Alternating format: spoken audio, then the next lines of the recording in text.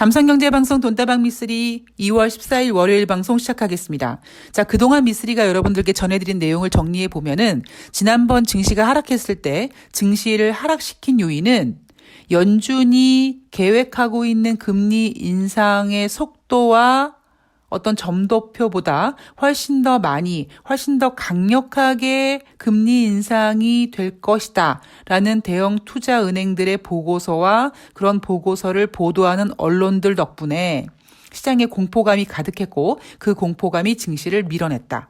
자, 그런데 1월달 FOMC 이후에 블랙아웃에서 자유로워진 연준 의원들이 왜 이러세요? 우리 연준 그렇게 공격적으로 금리 인상하지 않을 겁니다. 라고 안정감을 주면서 추락하고 있는 증시를 반등시킬 것이다.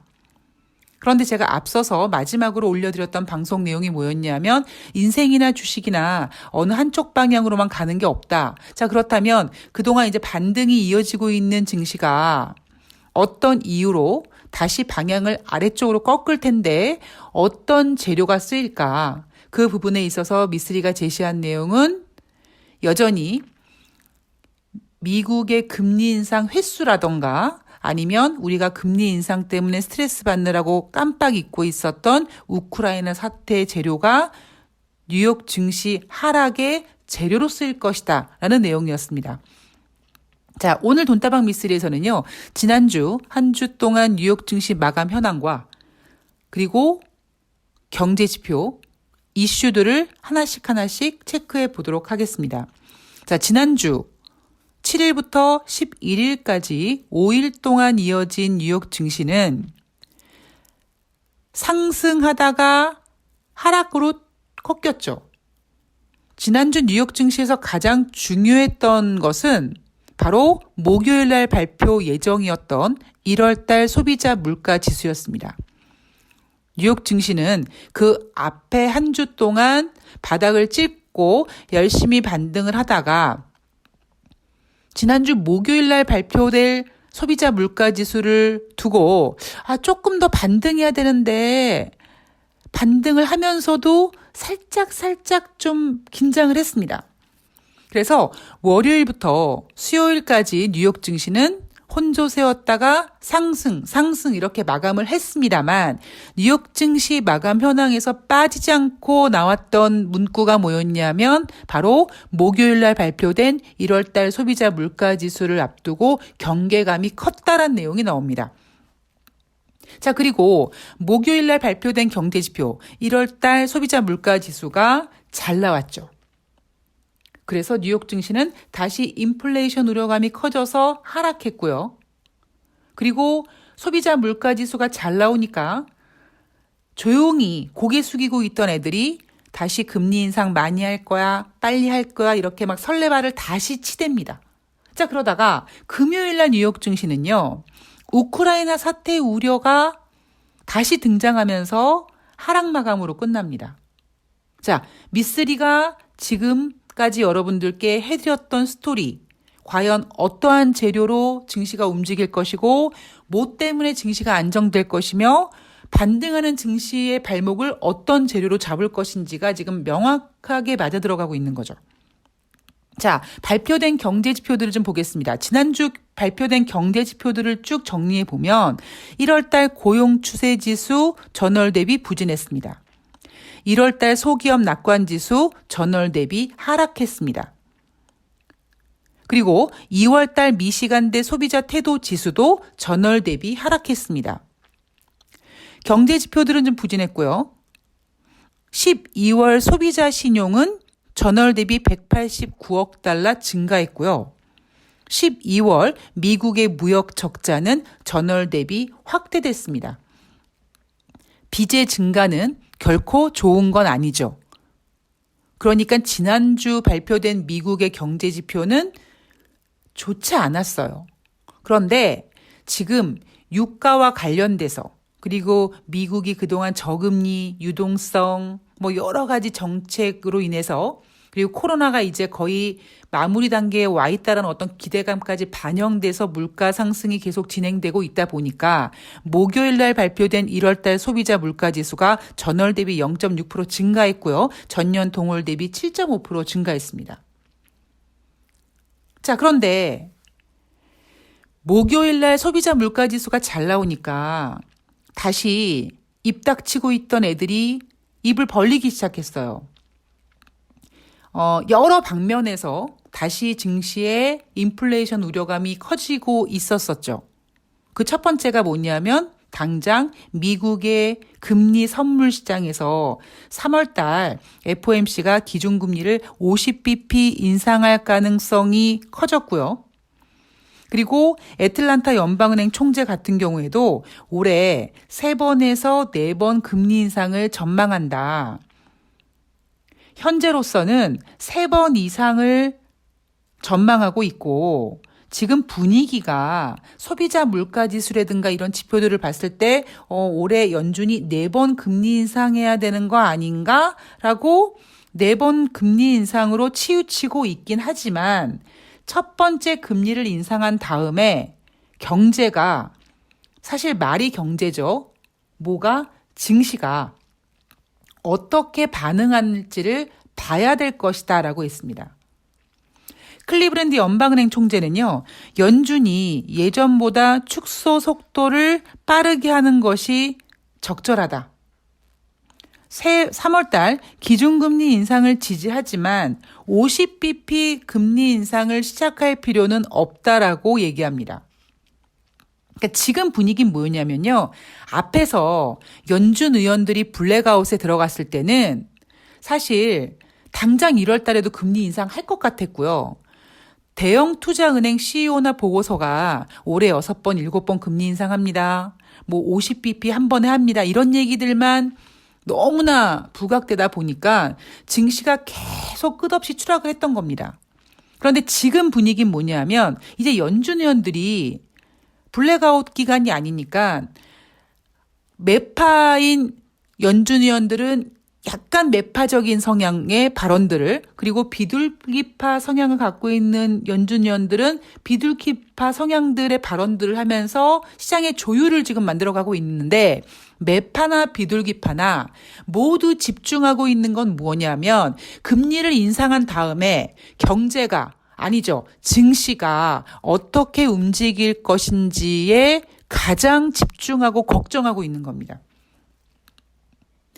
목요일 날 CPI 소비자 물가지수가 발표된 다음에 그런데 금리를 빨리 가파르게 올려야 한다라고 떠들어댔던 애들의 힘이 좀 세졌어요. 그래서 3월 달 기준금리를 50% 인상할 수 있을 것이다 라는 것이 최대 90% 이상 반영이 됐고요. 세인트루이스 연방은행 총재 같은 경우에는 오는 7월 1일까지 100bp가량 금리를 인상하는 것을 선호한다라고 했습니다. 3월 달 50bp를 선호하지만 제롬 파월 의장의 의견을 따를 것이다라고 얘기했습니다. 굉장히 매파적인 발언인 거예요. 근데 이 발언이 언제 나왔냐면 소비자 물가지수가 발표된 다음에 나왔습니다. 그러면 7월 1일 100bp가량 금리를 인상한다는 얘기는 그리고 3월 달에 50bp를 선호한다는 얘기는 최소한 지금 앞으로 올해 상반기 FOMC 회의가 3월 달에 있고 5월 달에 있고 6월 달에 있는데요. 3월 달에 50bp, 5월 달에 25bp, 6월 달에 25bp 해서 7월 1일 기준으로 100bp가 된다는 얘기죠.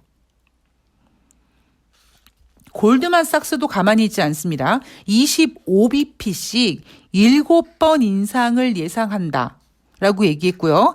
그런데 올해 7번 금리 인상을 예상하지만 한 번에 50bp를 인상하진 않을 것이다라는 기존 의견에 계속 힘을 싣고 있습니다. 그 얘기는 뭐냐면 이제 1월 달 FOMC회가 끝났으니까 올해 FOMC 총 횟수가 8번인데 1월 달 회의가 끝났으니까 남아있는 연준 회의에서 매번 25bp씩 계속 올릴 거라는 헛소리를 하고 있는 거죠. 자, 여기에 한술 더 떠서요. 뱅크 오브 아메리카 같은 경우는 3월 달에 50bp 인상 가능성, 여기에 5월 달에도 한 방에 50bp를 또 인상할 수 있을 가능성이라는 헛소리를 또 합니다. 그리고 시티그룹 같은 경우에는 3월 달에 50bp 인상을 예상하고요.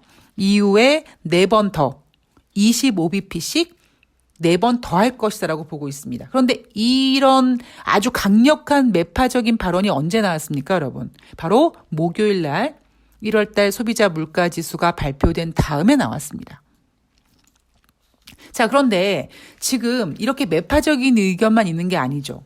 뭐 당장 목요일 날 1월 달 소비자 물가 지수가 발표되고 이렇게 매파적인 발언들이 나와서 뉴욕 증시가 하락하고 하니까 비둘기파 성향의 의원들이 또 발언을 합니다.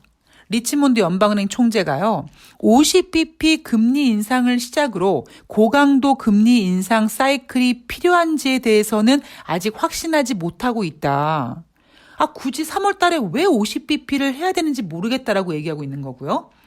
샌프란시스코 연방은행 총재는 통화 완화 조치 일부를 제거할 필요가 있다는 사실은 자명하지만, 이 얘기는 뭐냐면 여러분들이 들으셨을 때 굉장히 어려운 얘기지만 통화 완화, 즉 돈을 푸는 거를 이제 어느 정도 멈춰야 되는 그러한 필요가 있다는 거지만 이건 결국 뭡니까? 한 단어로 금리 인상의 필요성은 있지만 역사적으로 갑작스럽고 공격적인 조치는 우리가 달성하고자 하는 성장과 물가 안정에 불안정한 영향을 줄 수 있다라고 합니다.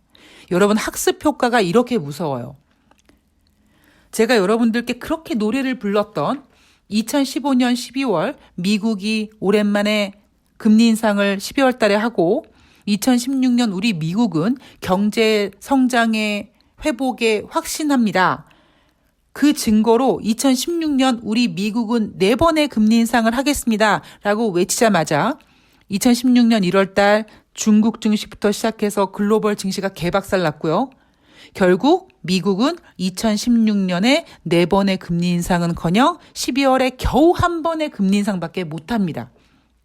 이 학습 효과, 이 역사적인 학습 효과가 지금 연준 의원들로 하여금 금리 인상을 굉장히 조심스럽게 하고 있고요. 그리고 약간 부작용이 뭐냐면 이 학습 효과 때문에 연준이 이미 했었어야 될 금리 인상을 못하고 버티다 보니까 지금 이렇게 골드만삭스라든가 뱅크 오브 아메리카, 시티그룹이 50bp씩 2번을 해야 한다는 둥, 7번을 해야 한다는 둥 하는 전망이 나오는 겁니다. 이렇게 여러분, 연준이 우리가 생각하고 있는 지금 뭐 기준금리가 이거밖에 안 되니까 뭐 언제까지는 이렇게 돼 있어야 되고 이런 이론적인 것이 통하지 않는 거예요. 왜? 경제는 결국 그때 상황에 맞춰서 그때 상황에 아주 적합하게 해야 된다는 거죠. 앞에서 매파적인 성향의 발언을 했던 애틀란타 연방은행 총재조차도 첫 번째 금리 인상을 한 다음에 경제가 어떻게 반응하는지 봐야 될 것이라고 얘기했잖아요. 이 얘기가 결국 뭡니까? 3월 달에 처음 금리 인상을 한 다음에 증시가 또 지난번처럼 또 막 하락하고 또 얼마나 개박살 나는지 보고 개박살 안 나고 어느 정도 이제 내성이 생겨서 괜찮게 잘 버티면 추가적으로 금리 인상 더 할 것이고, 이 얘기를 하는 겁니다. 그리고 샌프란시스코 연방은행 총재도 역사적으로 갑작스럽고 공격적인 조치가 위험하다라는 얘기를 하고 있는 거고요. 시장에서 얘기하는 50bp 금리 인상 하잖아? 5월 달에 또 하잖아? 막 7번 하잖아? 그러면 증시 개박살 난다, 이 얘기를 샌프란시스코 연방은행 총재가 하고 있는 겁니다. 자, 샌프란시스코 연방은행 총재가 한 얘기 중에 3월 달 기준금리를 인상하고, 자, 두 번째 금리 인상 시기는 다음 회의일 수도 있고 아니면 그 다음 회의일 수도 있다라는 겁니다. 그러니까 우리가 지금 나온 투자은행들의 보고서라든가 연준위원들의 발언들을 통해서 얻을 수 있는 재료는요, 증시를 분석하고 해석하고 전망할 수 있는 가장 강력한 확인된 재료는 3월 달의 금리 인상은 확실하답니다. 그런데 샌프란시스코 연방은행 총재는 두 번째 금리 인상은 3월 달에 금리 인상하는 거 보고 5월 달에 할 수도 있고 아니면 6월 달에 할 수도 있다. 첫 번째 금리 인상이 그렇게 지금 중요합니다. 왜냐하면 2016년 학습 효과 때문에 그래요. 자, 이렇게 인플레이션 우려감 때문에 금리 인상 발언들이 나오고 있지만 이렇게 다시 금리 인상의 가능성, 횟수, 뭐 어떤 강력한 수치 이런 것들이 나오면서 목요일날 뉴욕 증시가 하락했고 그 하락을 본 연준 의원들이 아니에요. 50bp 힘들 수 있어요. 그렇게 금리 인상했다가 증시 개박살난 경험이 있단 말이 이렇게 조심하면 발언들을 했습니다. 그런데 금요일 날은 정말 미쓰리가 증시 하락의 재료로 쓰일 거라고 얘기했던 우크라이나 사태가 다시 고개를 들었습니다. 자, 우크라이나 사태는요, 여러분이 저한테 미쓰리 정말 전쟁 날 것 같니? 안 날 것 같니? 라고 물어보시면 전 몰라요예요. 아니, 지금 솔직히 조 바이든 대통령도 모르잖아요.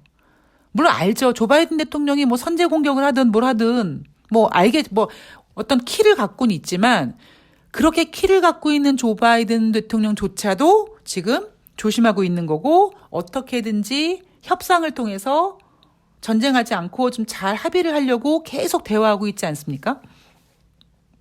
자, 금요일 날 뉴욕 증시가 크게 하락했던 이유를 보면 영국에서 우크라이나에 있는 자국민들에게 철수를 공고했고요.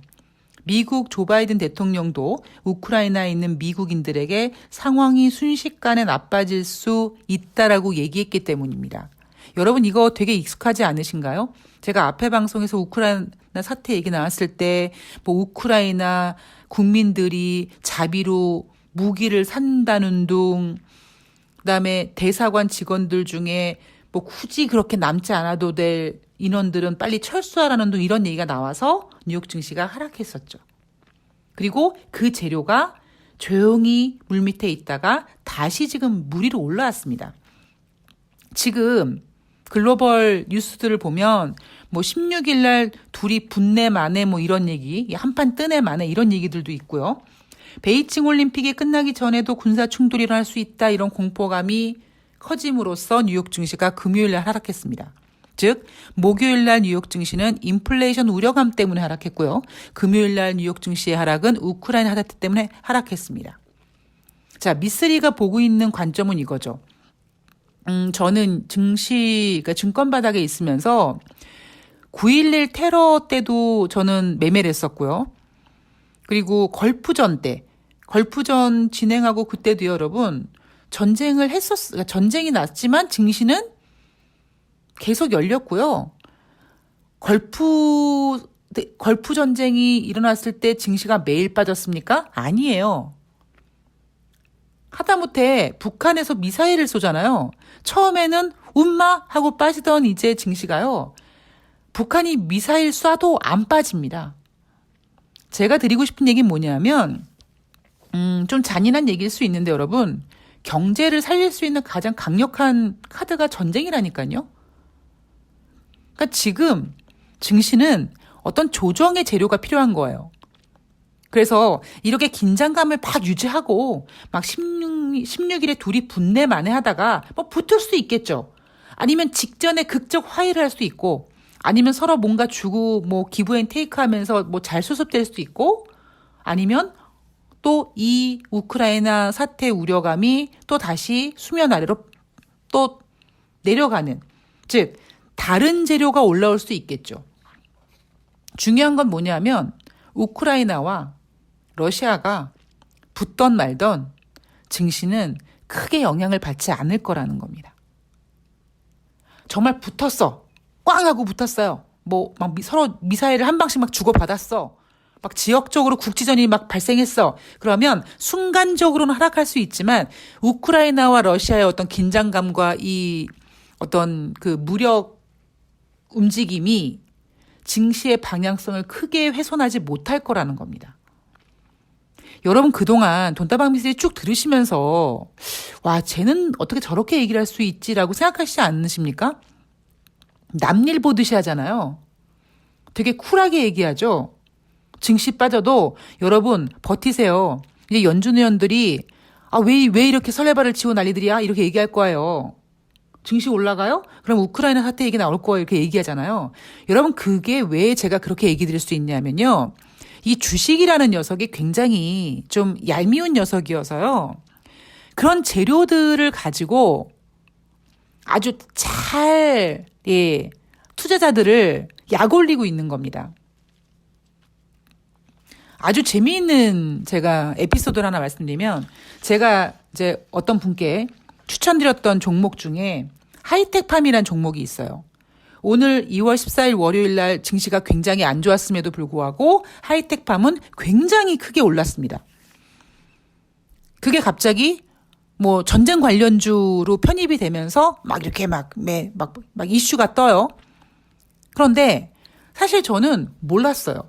제가 유일하게 하이텍팜을 그동안 계속 봐왔던 거는 거래량 같은 걸 보면서 이거 얘네가 뭔가 작업하고 있구나. 이거 언제 기회가 되면 뭐 올리겠구나라는 거였습니다. 그런데 아이러니하게 2월 14일 날 주식시장이 안 좋은 날 종목이 크게 올라갔어요. 자, 종목이 크게 올라가자마자 뭐 전쟁 관련주니 뭐 우크라이나 뭐 긴장감 수혜주니 막 얘기가 나옵니다. 그러면 그런 수혜주면 제가 지금 이 방송을 녹음하고 있는 2시 가까운 시간에도 계속 상승세를 유지하면서 쭉쭉쭉 올라가야 되는데 못 올라가잖아요. 결국 뭡니까? 종목이 올라가니까 거기다 갖다 이슈를 붙이는 거거든요. 그게 종목도 마찬가지지만 큰 분위기로 시황도 마찬가지입니다. 그리고 제가 여러분들께 매번 말씀드리지만 올해는 그렇게 종목들이 어찌 보면 세력들이 종목을 운영하면서 한 방에 그냥 확확 튀는 그런 장세가 될 것이다라는 얘기를 제가 계속 해드리고 있잖아요. 시황도 마찬가지예요, 여러분. 여러분이 이미 뭐 이것 때문에 증시가 하락했어 라고 얘기한다면 그 증시는 이미 그 재료는 의미가 없는 겁니다. 여러분 보세요. 목요일 날 소비자 물가 지수가 잘 나오니까 다시 인플레이션 우려감이 커졌고 다시 금리 인상을 7번, 8번 막 얘기 나오지 않습니까? 그렇게 해서 주식하면 돈 못 번다라는 얘기죠. 그러니까 조금 미리, 저의 약간 단점이 뭐냐면 조금 미리가 아니라 어떤 때는 좀 많이 미리 볼 때가 있는데 조금 미리 봐야 된다라는 겁니다. 그러니까 저는 솔직히 주식을 그렇게 배웠거든요. 그러니까 저한테 주식을 가르쳐준 그 주식 고수가 미리 사놓고 주식이 나중에 올라가요. 그럼 어떤 이유가 나와요. 그럼 난 물어보죠.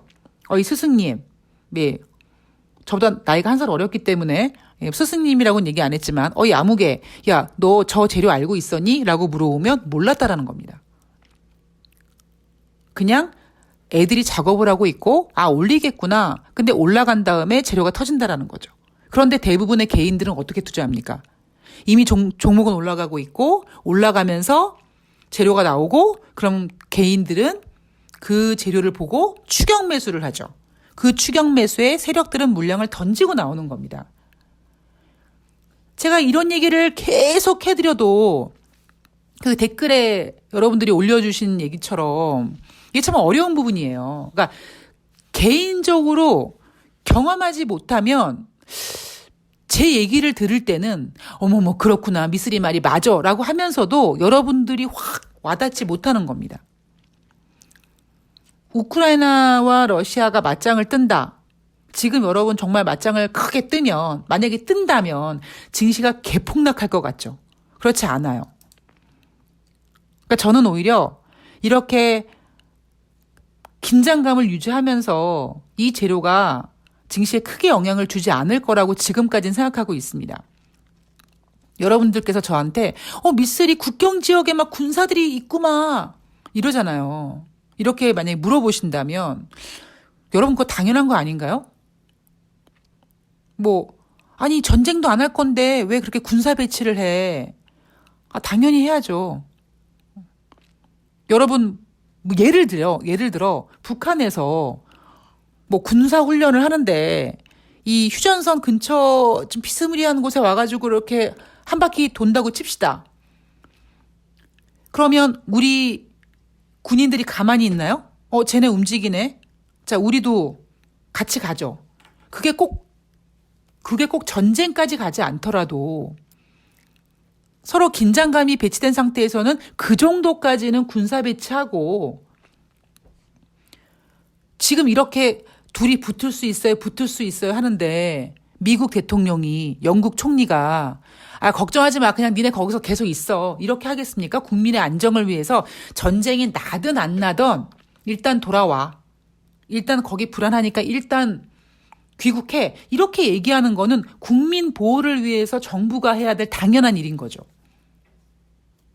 그러니까 여러분들께서 너무 그냥 크게 보고 겁먹고 그러다 보니까 냉정하게 현실을 못 보시는 부분이 좀 있잖아요. 그 부분이 주식 투자를 망치게 되는 거라고 전 생각을 하거든요. 자, 어쨌든 지금까지의 시나리오로 봤을 때는 미쓰리의 예상대로 착착 진행되고 있습니다. 자, 미쓰리는 3월 달에 50bp 금리 인상 어린 반푼어치도 없다라고 생각하고 있고요. 자, 이제 여러분들 아마 지금 많이 공포감에 떠실 텐데요. 좀 냉정하게 보셨으면 좋겠습니다. 자, 그리고 제가 고민을 많이 했습니다. 제가 앞에 방송에서 좀 칭얼거리기도 했는데, 방송을 또 완전히 내려놓자니, 제가 올해는 매매에 좀 집중을 해서, 제가 여러분들께 농담 반 진담 반으로, 그러니까 농담이라고 얘기하기엔 너무 진지하고요.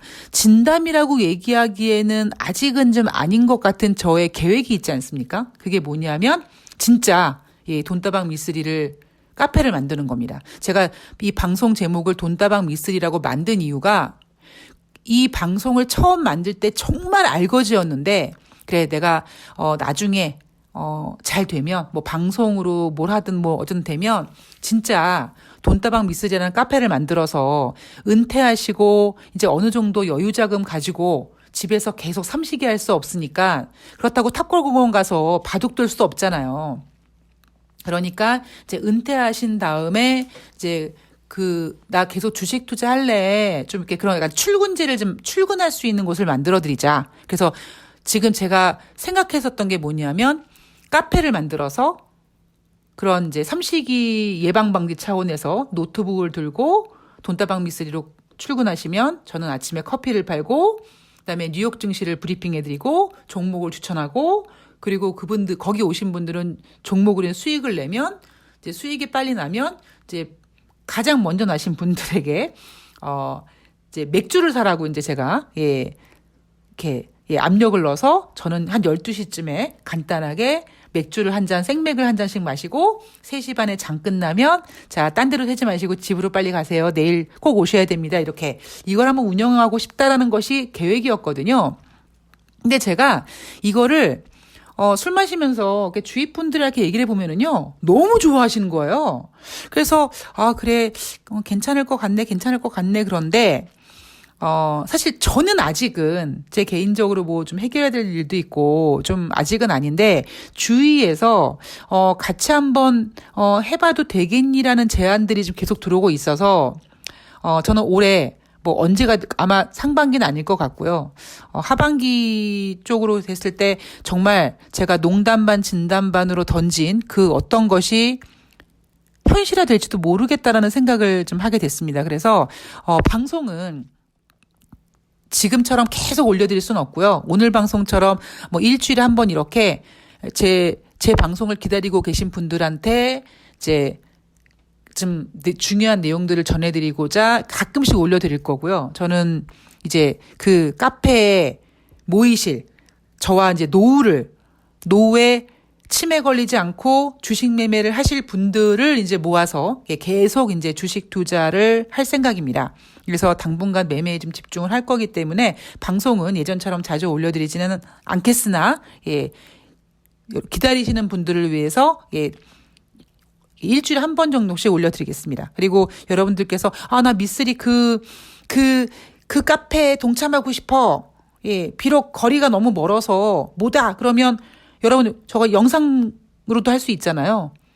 그래서 저 뭐 부산에 있는 후배한테 야, 너 부산에 있는 내가 2호점 만들게 막 그런 얘기도 농담 삼아서 했는데 여하튼 예, 저의 어떤 그런 예, 원대하다고 할지 모르겠는데 예, 그런 프로젝트에 같이 하실 분들은 예, 투자에 동참하시고 하실 분들은 예, 제 메일로 이 문의를 주시면 제가 자세하게 설명드리고 이제 지금도 뭐 종목 추천하고 있지만 이제 슬슬 워밍업으로 저와 같이 주식 투자하고 예, 그런 어떤 그런 안내를 해드리도록 하겠습니다.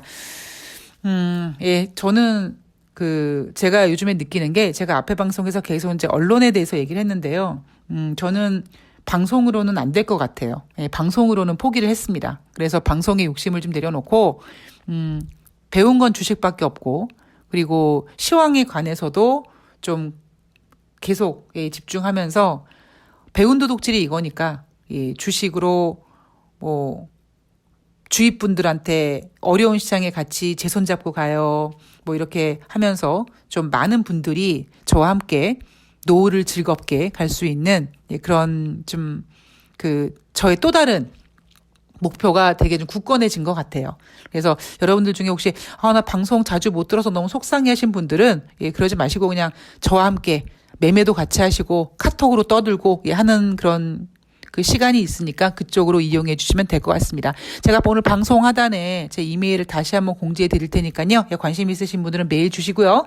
그리고 너무 자주 올리지 않는다 섭섭해하지 마시고요. 그리고 미쓰리의 돈다방 미쓰리가 백종원 씨의 카페처럼 더 많은 체인점이 만들어질 수 있도록 계속 응원해 주셨으면 좋겠습니다. 저는 다음 방송에서 뵙도록 하겠습니다. 고맙습니다.